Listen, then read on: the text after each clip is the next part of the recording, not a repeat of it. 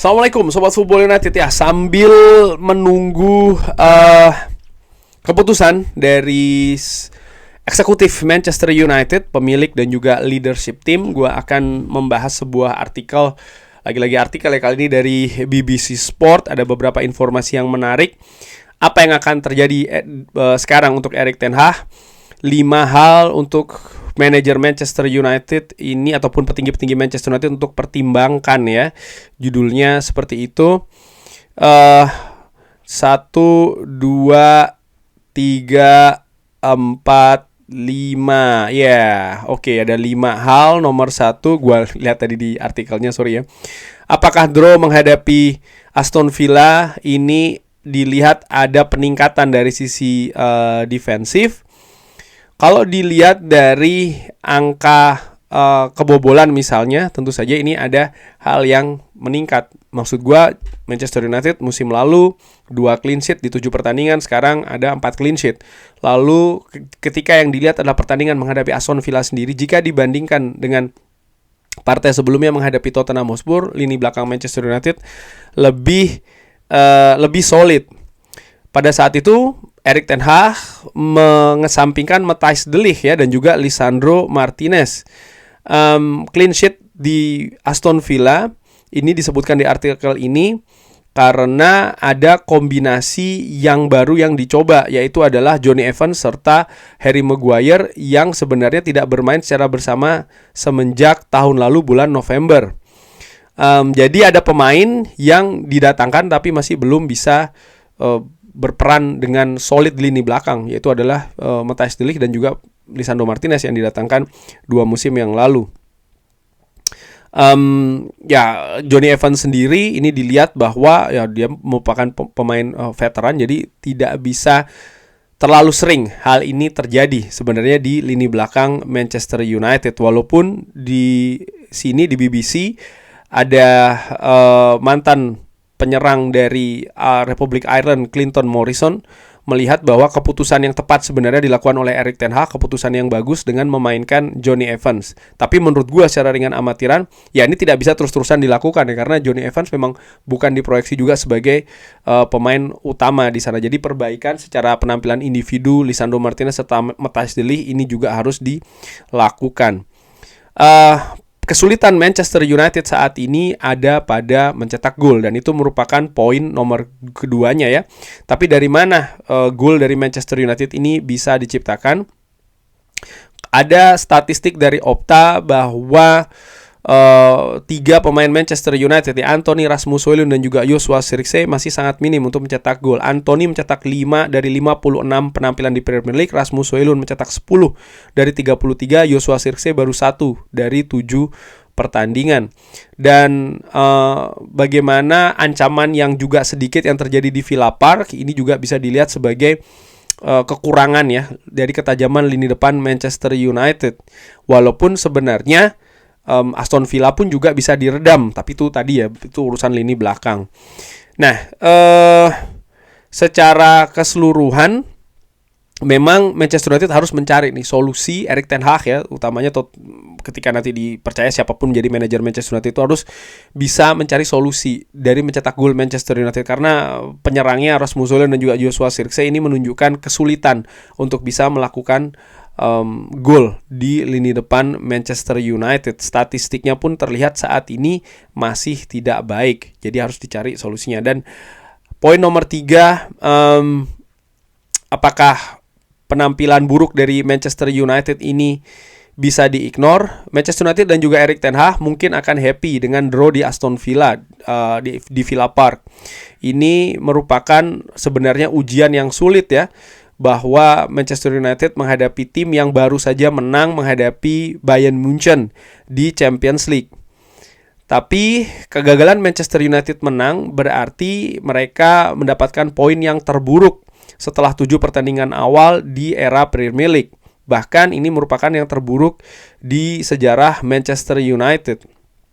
Dan kalau seandainya Erik ten Hag bisa selamat ya, dan masih menunjukkan ada kepercayaan diri seperti ketika menghadapi Aston Villa, hasil positif harus bisa datang. Karena jika hasil seperti, sekali lagi dari sisi hasil ya, dari sisi permainan sebenarnya menurut gue cukup oke bagaimana yang ditunjukkan oleh Manchester United di Villa Park, tapi hasil mereka tidak bisa mendapatkan hasil seperti ini lagi di pertandingan-pertandingan selanjutnya di Premier League. Mereka harus langsung bisa tancap gas memperbaiki penampilan, bukan cuma penampilan yang utamanya hasil. Mereka harus langsung mengejar hasil-hasil positif 3 poin demi 3 poin. Kalau tidak, ini situasi akan semakin buruk.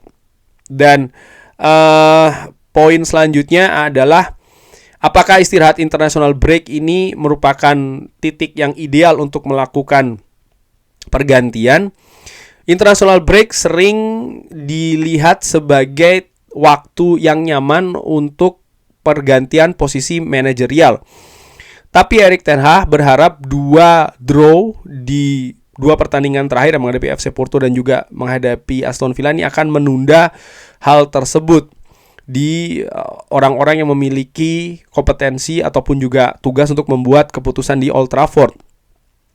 Bagaimana sebenarnya Erik ten Hag ini melihat adanya ancaman ya yang lebih besar bisa saja terjadi kalau 2 pertandingan terutama ketika menghadapi Aston Villa ini berakhir dengan kekalahan. Tapi ini tentu saja tidak membuat bahwa situasi ini ya terlepas atau tidak dilihat sebagai hasil buruk sebenarnya dari Premier League bagi Manchester United.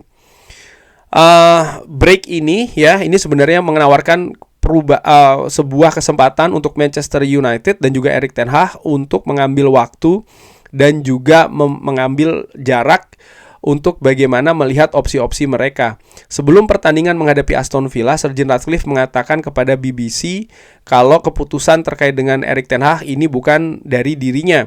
Dia menyebutkan bahwa hierarki harus berkumpul bersama dan harus mengambil waktu dan membuat keputusan yang masuk akal. Ini manajemen yang menjalankan Manchester United dan mereka harus memberikan keputusan bagaimana kita ini bisa menjalankan klub dengan situasi yang terbaik di banyak aspek. Ini yang dikatakan kurang lebih oleh Sir Jim Ratcliffe. Jadi belum pasti sih menurut gua ya apakah Erik ten Hag akan dipecat atau akan terus berjalan bersama dengan Manchester United. Tapi kalau apa yang disebutkan di poin ini ya, apakah international break ini adalah situasi ideal untuk membuat perubahan? Bisa ya, bisa tidak. Melihat situasi khusus di Manchester United. Dan kalau memang Manchester United ini memutuskan untuk melakukan perubahan, artinya pergantian manajer, siapa saja yang tersedia?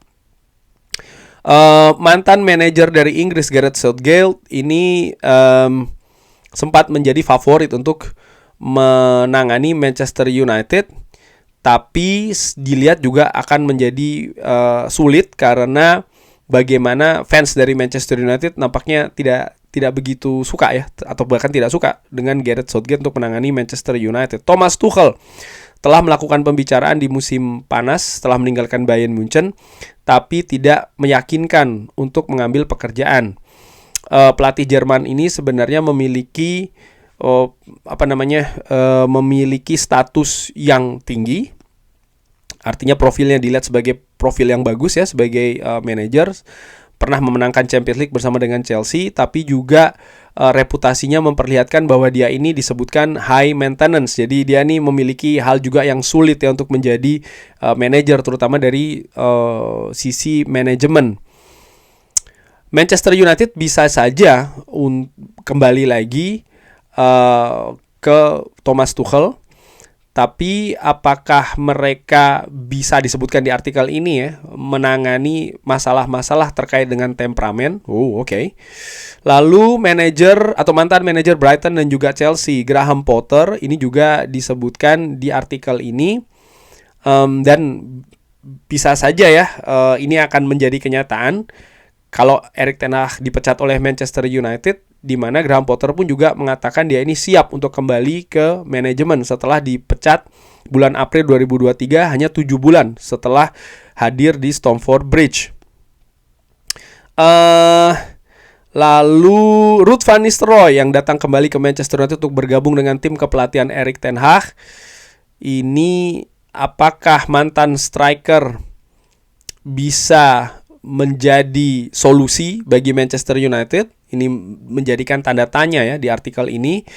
Simone Inzaghi juga disebutkan di artikel ini, walaupun oleh Fabrizio Romano ini sudah dibantah ya kabar ini. Simone Inzaghi sangat nyaman di Inter Milan dan akan berlanjut terus di Inter Milan. Dan terakhir, Ipswich Town, manajer Ipswich Town Kieran McKenna ini juga dilihat sebagai salah satu calon, terutama dia memiliki pengalaman di Manchester United sebagai asisten dari Ole Gunnar Solskjaer, dan bagaimana kiprahnya dengan Ipswich Town ya di musim-musim sebelumnya ini juga fantastis sampai dengan bisa membawa Ipswich Town ke Premier League. Jadi nama-nama itu bisa jadi ya, dan kalau dilihat memang ada beberapa nama yang make sense, masuk akal. Misalnya Ruud van Nistelrooy ya, karena ya sebagai asisten sangat mungkin akan diberikan promosi mungkin sebagai caretaker ataupun interim. Apakah akan sebagai jangka panjang itu menurut gue kayaknya akan ada diskusi yang lebih lanjut dengan manajemen pastinya ya, karena kompetensi dari Ruud van Nistelrooy ini masih limited. Ada mungkin yang beberapa yang membandingkan dengan situasi di Xabi Alonso dengan Bayer Leverkusen. Gua menilai Xabi Alonso dengan Bayer Leverkusen nih, pihak manajemen dari Bayer Leverkusen lebih lama ya mengamati Xabi Alonso. Beritanya seperti itu. Mereka lebih apa ya namanya?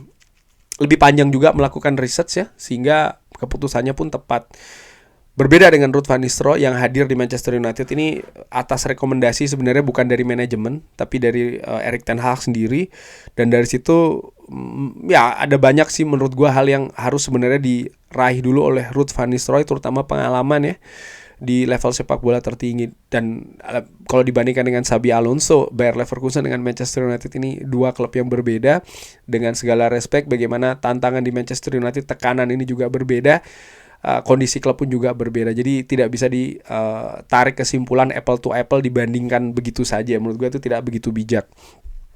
Nama-nama seperti Simone Inzaghi dan juga Kieran McKenna nampaknya sulit ya. Satu sudah dikonfirmasi bukan. Kieran McKenna ya baru saja menandatangani kontrak perpanjangan juga kan dengan Ipswich, sehingga akan sulit dari sisi finansial. Jadi Gareth Southgate, Thomas Tuchel dan juga Graham Potter merupakan nama yang menurut gue berpeluang untuk datang langsung ya. Sekali lagi datang langsung kalau memang manajemen memutuskan untuk memecat Erik ten Hag. Tapi ya kita lihat akan seperti apa. Ada hal-hal tadi yang dibahas. Kalaupun memang tetap bersama dengan Erik ten Hag, jelas ya ada hal yang harus diperbaiki lini depan.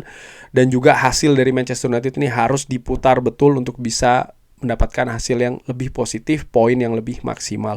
Kurang lebih seperti itu membahas terkait dengan artikel dari BBC ya, dengan beberapa informasi yang menurut gue menarik. Bagaimana menurut Sobat Football United? Seperti biasa silahkan drop di kolom komen.